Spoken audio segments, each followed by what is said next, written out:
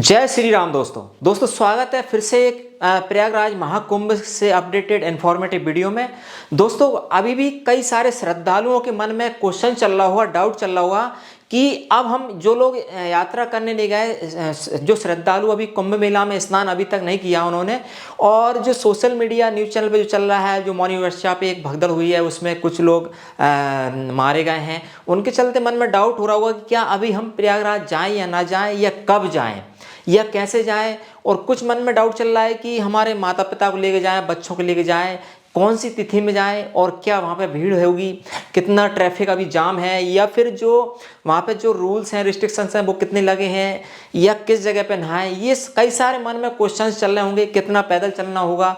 इसके ऊपर एक मैं छोटा सा आपको यहाँ पे इन्फॉर्मेशन देना चाह रहा हूँ, जो मुझे लगा कि देखिए, जो मौनी वर्षा में हादसा हुआ, भगदड़ हुई, उसमें हम सब जानते हैं कि पूरे भारत देश से करोड़ों में श्रद्धालुओं आए थे, पैर रखने की जगह नहीं थी।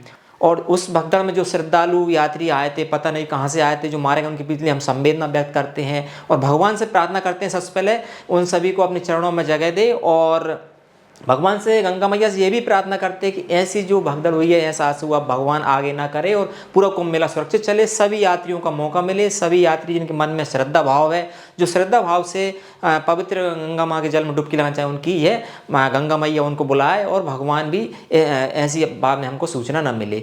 अब मन में हम डाउट है कि हम बात कर रहे हैं कि अब वापस जाना उचित है या किस समय जाए, उसके ऊपर बात कर लेते हैं। आप ध्यान से सुने इस वीडियो में, मैं कुछ विशेष बातों के बारे में बात करना हूँ।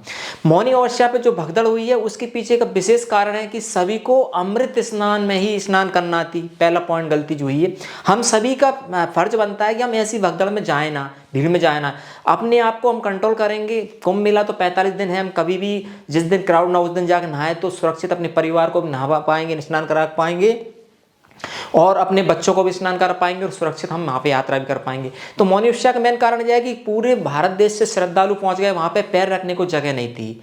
ठीक है, तो अब हमको आगे इन बातों को यहाँ से सीखना है, इन बातों को ध्यान रखना है कि जो अभी आ रहे हैं, बसंत पंचमी का आ रहा है, अभी कल परसों में ही आ रहा है बसंत पंचमी का, कल आ रहा है, और फिर माघी पूर्णिमा का 12 तारीख को अमृत स्नान आ रहा है, फिर महाशिवरात्रि सबसे बड़ा आ रहा है। तो आपको जाना है, अच्छे से स्नान करना है। तो इन जो अमृत स्नान है, शाही स्नान, उन पे आप बचें। पहली बात तो मेन पॉइंट आपको ये ध्यान रखना है कि भीड़ से बचना है मेन, और सुरक्षित स्नान करने के लिए भीड़ जिस समय पर नहीं रहे उस समय पर जाना है। तो भीड़ को समय पर, कौन समय पर नहीं रहेगी, जैसे अभी बसंत पंचमी का 3 तारीख को है, तो उसके एक दिन पहले, जैसे आज 2 तारीख को वीडियो बना रहा हूँ, तो आज से ही वहाँ पे जो ट्रैफिक जाम रिस्ट्रिक्शंस लग गए हैं, भारी वाहनों का प्रवेश वर्जित कर दिया गया। तो ऐसे में भीड़ में हम जाना ही कैंसिल कर दें। जैसे 3 तारीख है तो 4-5 तारीख तक नहीं जाएं हम, अभी 6 तारीख से हम जा सकते हैं।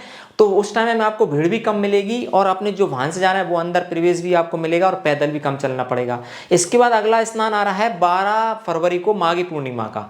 तो उसके एक दिन पहले और एक दिन बाद तक बहुत ज़्यादा भीड़ रहती है, काफ़ी ज़्यादा श्रद्धालु जो आते हैं एक दिन पहले, फिर वो जाते हैं। तो एक दिन पहले क्या, कुछ तो 2 दिन पहले ही आ जाते हैं। तो 12 तारीख 10 तारीख से ही वहाँ पर भीड़ इकट्ठा हो जाएगी। तो हमको 9 तारीख तक हम मान लें, तो 5 फरवरी से 9 फरवरी का जो समय है उस समय में आप जाएं आराम से, कोई दिक्कत नहीं होगी। इतना बड़ा महाकुंभ बना हुआ है, आप स्नान करें, आपकी मन की जो भावना थी, श्रद्धा थी, उसको पूरा करें।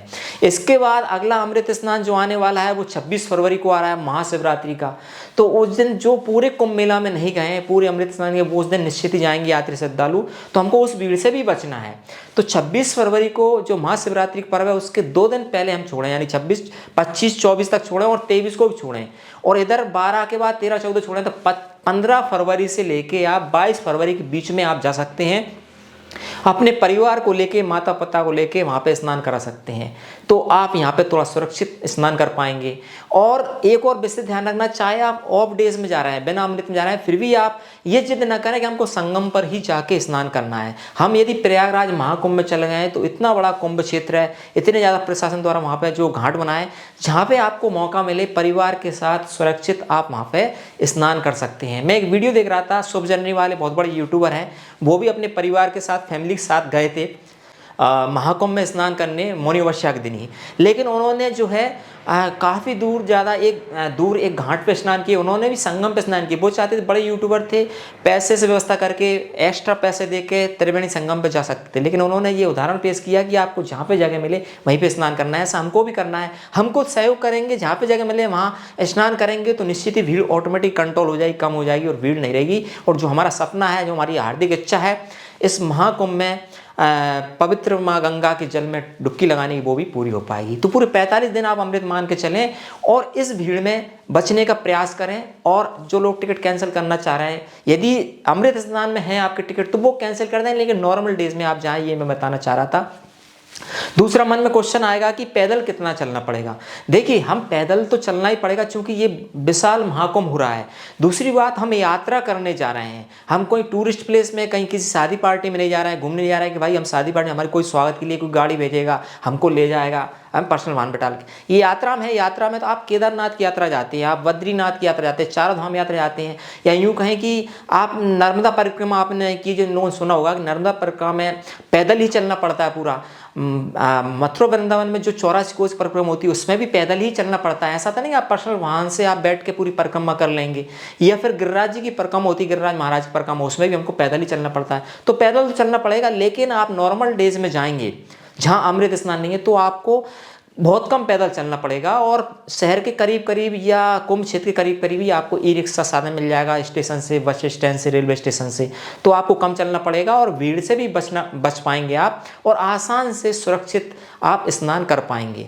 तो ये मैं इस वीडियो के माध्यम से बताना चाह रहा था कि अमृत स्नान की डेट्स आप छोड़ दें। अभी 3 फरवरी बसंत पंचमी की, 12 फरवरी माघी पूर्णिमा की, 26 फरवरी महाशिवरात्रि की, उसके 2 दिन पहले, अभी जो बसंत पंचमी की 2 दिन बाद 5 फरवरी तक आप नहीं जाएं, और 12 फरवरी आ रही उसके 2 दिन पहले ही आप स्नान करके लौट आएँ, और फिर 2 दिन बाद तक नहीं जाएं। 15 फरवरी से 20-22 फरवरी तक आपको हर हाल में स्नान करके लौट के आना है। तो सुरक्षित स्नान होंगे और परिवार साथ आपकी मन में इच्छा है वो भी पूरी होगी। तो बस यही इस वीडियो के माध्यम से आपको इन्फॉर्मेशन देना चाह रहा था कि भाई आप जा सकते हैं, कैंसिल ना करें। कुंभ चल रहा है, सब लोग जा रहे हैं। अभी भी वहाँ पे मैंने पता किया कि भीड़ तो बहुत ज़्यादा है, सब लोग जा रहे हैं, आस्था की डुबकी लगा रहे हैं। तो डुबकी लगाएं निश्चित ही। यदि आप नॉर्मल डेज में जाएंगे तो हो सकता है आपको संगम पर जाने का मौका मिले, वहाँ बोटिंग नाव भी मिल जाए आपको, और आप आसानी संगम स्नान भी करें। और फिर भी जाते हैं आप ऑफ डेज में, और यदि आपको वहाँ पे संगम जाने का मौका नहीं मिले तो आप ये ना करें कि हमको संगम पे जाके स्नान करना है। इतने ज़्यादा कई सारे घाट बने हैं, घाट पे जाके स्नान करें। मैंने खुद ने, जब मैं 14 जनवरी को था तो 13 जनवरी को तो मैंने संगम में स्नान किया, 14 जनवरी को ज़्यादा भीड़ थी तो मैं खुद संगम पे नहीं गया। हम लोग थे, हम दोनों, तो हम लोग 10 अश्वमेध घाट बना हुआ नागवास की मंदिर के पास में, गंगा जी के पवित्र किनारे बना हुआ, उसमें हमने स्नान किए, नॉर्मल स्नान हुआ, कोई दिक्कत नहीं हुई। इसके बाद मैं अभी 20-22 को था, 23-24 को यहाँ वापस आया हूँ। तो 20-22 को भी हम सीधे लक्ष्मी द्वार से अंदर गए, सीधे चले गए गंगा जी घाट पे नहाए हमने। हम अखाड़ क्षेत्र में ही नहीं गए, आराम से स्नान हुए, बेहतरीन तरीके से वहीं बैठ रहे, गंगा मैया के दर्शन किए, आराम से स्नान किए, वहीं बैठे, पूजन पाठ की अपनी बढ़िया, जो भी पंडितों जो भी दान दक्षिणा दे के हम आराम से आए, कोई हमको दिक्कत नहीं आई। तो आप ऐसा रास्ता अपनाएं। बहुत बड़ा कुंभ क्षेत्र है, बहुत ज़्यादा वहाँ पे देखने लायक भी है। आप अखाड़ों में जाएँ, घूमें, आराम से स्नान करें, संगम के पीछे ना पड़े। बस इस वीडियो के माध्यम से ये बताना चाह रहा था। आई होप आपको कुछ हेल्प मिलेगी, जानकारी मिलेगी, और मैं फिर आगे भी अपडेट देता रहूँगा। बताई गई जानकारी अच्छी लगे वीडियो को लाइक करें, मेरे साथ शेयर करें। हम आगे भी इस चैनल पर आपको धार्मिक जानकारी देते रहेंगे। मिलेंगे अगली एक और इन्फॉर्मेटिव वीडियो के साथ। तब तक सभी के लिए जय मां गंगे, हर हर महादेव, जय सिया राम।